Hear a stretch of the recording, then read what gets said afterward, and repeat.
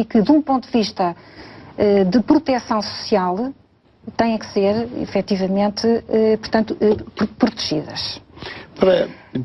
Diga, Dr. Medina. Não, eu ia dizer, para as pessoas que conhecem melhor estas matérias, nós temos estado a falar até agora daquele tipo de solução social que foi atribuído ao Beveridge. Nos anos 40, dos anos 40 Portanto, em diante. ao fundador do Estado Social Moderno. Sim, pelo menos ele completou o Estado Social de que se vai falar a seguir, que era o bismarckiano, que é o sistema do seguro social. Portanto, pode-se dizer que neste núcleo nós temos a filosofia do Beveridge, a influência do Beveridge. Depois temos o Beveridge era um economista britânico. Sim, inglês, dos anos 40. Dos anos 40. Aliás, Dr. Medina Carreira, já agora, portanto, no fundo, este sistema de redistribuição, no fundo faz uma redistribuição dos impostos, não é verdade? Procurando, portanto, suprir necessidades e carências económicas de uma parte da população. Por comparação, temos, por exemplo, o rendimento social de inserção. Insere-se no mesmo tipo de apoio social perante situações de necessidade ou carência económica.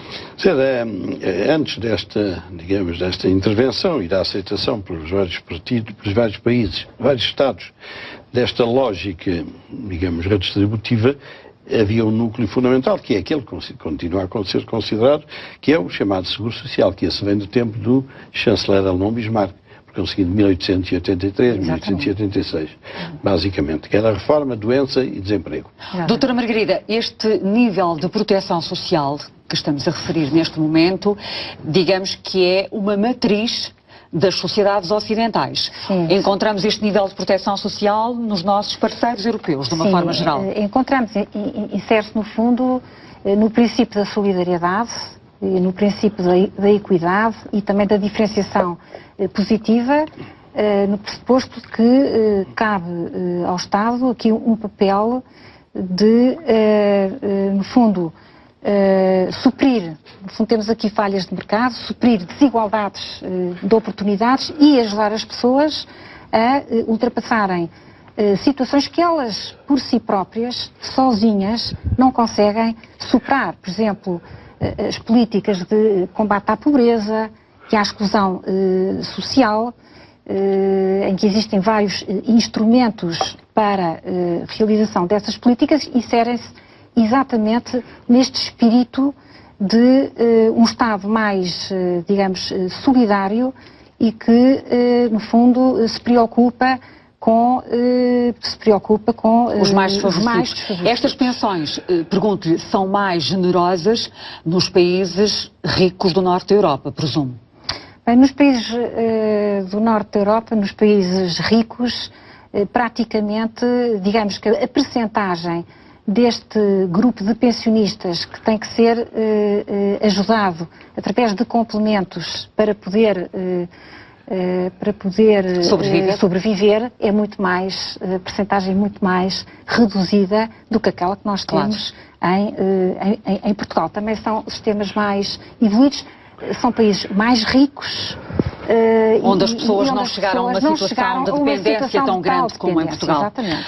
Doutor Medina Carreira, falemos do regime geral. Que as pessoas podem perguntar-se, bom, mas então só depois dos anos de 1940 é que apareceu esta bondade estatal. Não, este era o tipo de prestações que já vinham. Suponho que é de 1601, uma lei inglesa, a lei dos pobres. Quer dizer, já havia uma organização assistencial que permaneceu até aos anos 40 fora do Estado.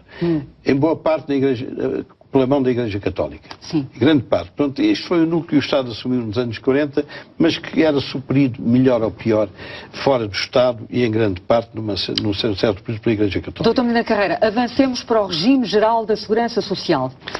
Financiadas as pensões através das contribuições dos trabalhadores e das empresas.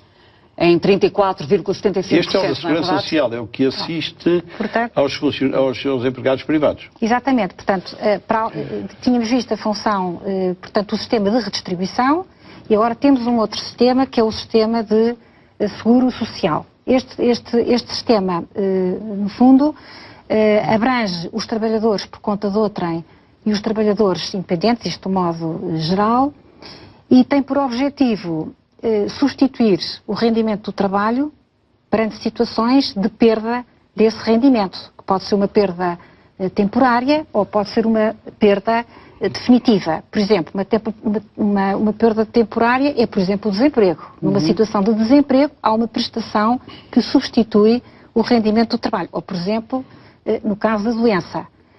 No caso das pensões, o que é que temos? Temos que, na situação de velhice, nessa altura falamos de pensões de reforma, há uma substituição do rendimento por uma pensão. Portanto, esta função de seguro social, no que diz respeito às pensões, destina-se a substituir rendimento do trabalho para dar lugar a pensões nas situações de velhice, de invalidez, de morte, ou, por exemplo, situações de doenças profissionais, etc. Portanto, e como é que estão as contas? Como é que estão as contas?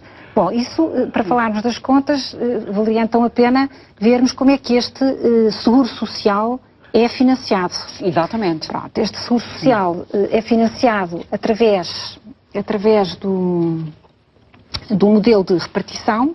Sim.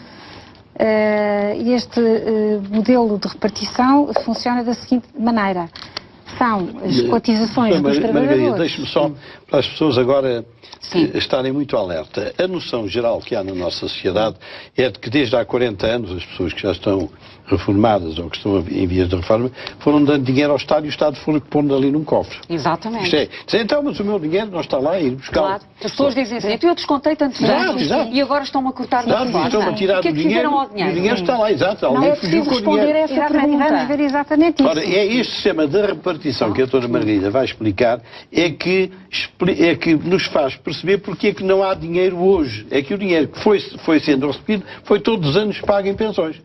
O que se passa é o seguinte, é que são as contribuições dos trabalhadores no ativo, em cada momento, que são canalizadas para financiar as pensões dos pensionistas em cada momento. Portanto, o que acontece aqui é, se há contribuições suficientes para pagar essas pensões, ótimo. Se há uma redução dessas contribuições, temos um problema. Porque se não houver redução das pensões e as pensões estiverem a aumentar, o número de pensionistas aumenta e o valor das pensões aumenta também, e se há uma redução de contribuições em virtude de uma menor população ativa, suponhamos, então nós podemos ter aqui assim de facto uma situação de desequilíbrio. Que é como estamos neste momento, não é verdade, doutora Margarida? Portanto, o que acontece, efetivamente, é que este sistema foi um sistema, aliás, que nasceu, desenvolveu-se muito, difundiu-se muito numa altura em que havia elevadas taxas de natalidade e crescimentos da economia e poucos pensionistas. A bons ritmos e com um peso da população idosa muito menor do que aquele que nós temos hoje. Portanto, entrava sempre mais dinheiro que aquele que saía. Este ponto é muito importante perceber isto. Porque quando as pessoas vêm dizer, mas eu tenho os meus direitos adquiridos e a minha Constituição e outras coisas que tais, isto é uma falácia, é enganar a sociedade. Sem dúvida. Porque só há dinheiro para pagar as pensões a partir daquilo que entra. Todos os meses entra, porque as empresas entregam aquilo que descontam, e é com esse dinheiro descontado que é pago hoje. Mas vamos lá ver, esse dinheiro que quer os trabalhadores, quer as empresas descontam todos os meses, é o dinheiro que o Estado utiliza para pagar aos reformados atuais. Exatamente. Portanto, não é um dinheiro que fica no cofre para pagar a minha reforma quando eu me reformar daqui a 15 anos. Na verdade, não há uma poupança, ou seja, há uma transferência de rendimentos entre gerações, a geração ativa que está a trabalhar e a geração de reformados que está a receber pensões. Daí se falar muito na solidariedade intergeracional, que as pessoas têm dificuldade em perceber qual é o sentido. Nós que estamos aqui com os operadores de Câmara, etc., a doutora Margarida, estamos a descontar para que a Segurança Social pegue no dinheiro este mês e pague aos pensionistas. Agora, não compliquemos muito, é só isto. Por isso é que as nossas reformas não estão garantidas no futuro. Exatamente. Porque nós não sabemos no futuro quem é que vai pagar para nós. As garantias da Constituição estão esturientas. Diga? As garantias da Constituição estão historietas que se vendem ao público. Se o dinheiro não entra, e já entra menos do que aquilo que sai, mais adiante vamos ver, há muita ideia de que ainda entra mais do que o que é necessário, mas as contas mostram que já entra menos do que é necessário para pagar as pensões. Portanto, isto tem tendência a ter dificuldades. Por isso é que o capítulo da economia do próximo programa é muito importante. Se a economia for uma economia próspera, rende mais impostos, mais contribuições, e por conseguinte há mais dinheiro para repartir, para fazer a repartição. Se a economia se mantém débil, como está neste momento, entra menos dinheiro e por conseguinte há menos dinheiro para pagar hoje. Doutor Medina, há uma outra pergunta que as pessoas fazem, que é: aqueles que já perceberam que o dinheiro dos seus descontos é utilizado para pagar as reformas de quem está numa situação de reforma, Sim. Algumas pessoas fazem esta pergunta: mas então porquê é que eu não faço o que quero com os meus descontos e não utilizo os meus descontos de forma privada para garantir a minha reforma no futuro? Que resposta se dá a estas pessoas? Eu não vou dar resposta, nem quero assustar ninguém. É por isso é que no horizonte pode estar uma guerra de gerações. Porque uma pessoa com 40 anos, se começar agora a perceber, quando chegar aos 65, provavelmente, como eu costumo dizer-lhe, a brincar, você esperava 2.000, dão-lhe 600, dão-lhe uma coisa simbólica. Essas pessoas começam a dizer: então eu estou agora a manter esta gente toda com os meus descontos. E quando eu lá chegar, não há ninguém para descontar para mim. E este é um problema explosivo de que as pessoas têm medo de falar. É que os novos não têm interesse num sistema como este. Sim. Porque eles correm riscos muito grandes se a nossa economia continuar a patinar como as outras coisas. Mas o Estado também não está em condições de permitir que as pessoas façam uma gestão individual dos seus descontos, porque precisa do dinheiro de todos nós para pagar aos reformados. Obviamente, isto é obrigatório. Está aqui um rolo, não é? Está aqui um rolo. Exatamente, temos aqui um grande rolo. Exatamente, quer dizer, por um lado, os trabalhadores descontam para pagar as pensões dos atuais pensionistas, mas têm a expectativa de que os futuros ativos, os futuros trabalhadores, venham a pagar as suas pensões. Sim. Isto é, digamos, a lógica claro. Que está instalada e que está subjacente a este método de repartição. E também é importante que se diga que, no fundo, os trabalhadores no ativo confiam que o Estado, não é verdade, lhes garanta no futuro reformas com os mesmos direitos. Correspondentes àquilo que andaram a descontar. Não é correspondentes, porque repare... Aquilo que a lei disser. Aquilo que a lei em cada momento disser, porque o facto de existir uma obrigação de contribuir, a que está associado o direito à pensão, isso não significa que haja uma ligação direta entre o esforço contributivo e a pensão que se recebe. O esforço contributivo pode ser o mesmo e, no entanto, a pensão pode estar a sofrer reduções. Aliás, que é o que está a acontecer agora. É o que está a acontecer já há muito tempo. Várias reformas e medidas que foram tomadas em anos anteriores conduziram exatamente a reduções nas pensões, sem, no entanto, se mexer no esforço contributivo. Isto é, não se verificou uma redução no esforço contributivo pelo facto de reduzir as pensões. Uma das maneiras de equilibrar este sistema, pois se eu tenho menos contribuições e se tenho mais pensões para pagar, como é que eu faço?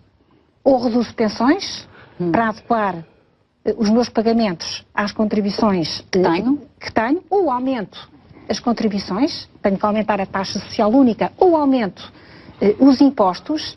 E, portanto, temos aqui uma nova... E é nessa fase em que nós estamos. Estamos a aumentar os impostos porque é preciso mais dinheiro. E estamos a reduzir as pensões, porque mesmo com o aumento dos impostos não se consegue o dinheiro necessário. Não há dinheiro suficiente para pagar. E não se está a ver que haja uma luz ao fundo. Não, porque há cada vez mais desempregados, cada vez mais idosos, por conseguinte, já fora da atividade. E, portanto, a quantidade de gente que desconta para os pensionistas é cada vez menor. Imigração e imigração que sai,